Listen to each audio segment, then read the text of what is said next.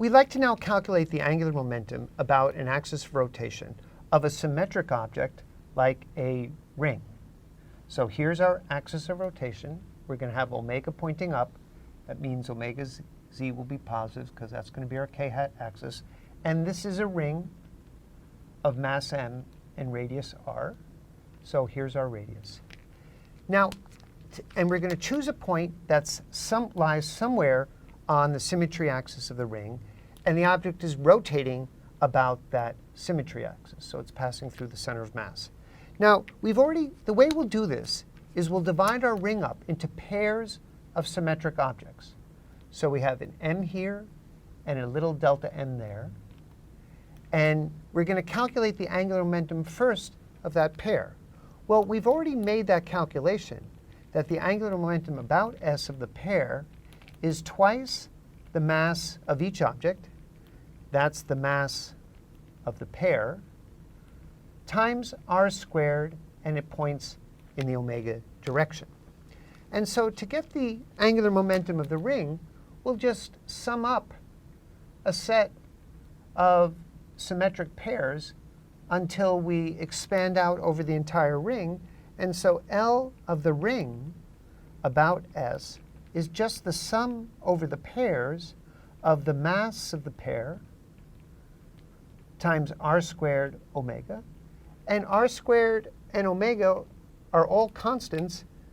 The total mass of the ring is just the sum over the pairs of the mass of the pair. And that's the total mass m of the ring.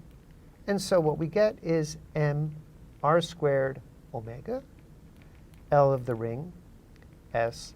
This is the moment of inertia about the axis for the ring, because all the mass is distributed a distance r away.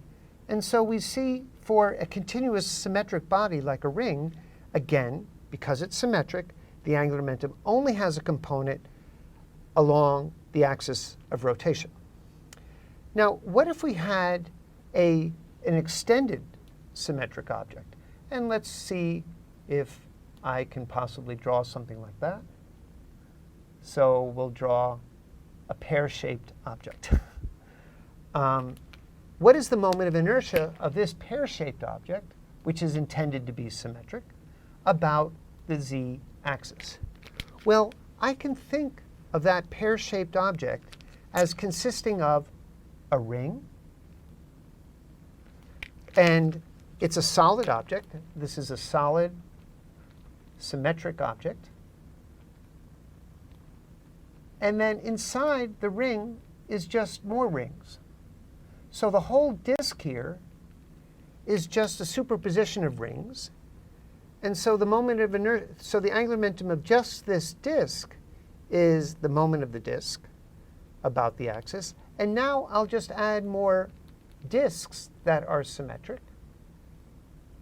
And so by exactly the same calculation as I have here, the moment of this symmetric object is just, the moment of inertia is more complicated for this object, and it points in the omega direction. So again, in conclusion, a symmetric object about the axis of rotation only has a component of L pointing in the direction of omega. The constant of proportionality between the angular momentum and the angular velocity is the moment of inertia about that axis. This we need to calculate for each symmetric object.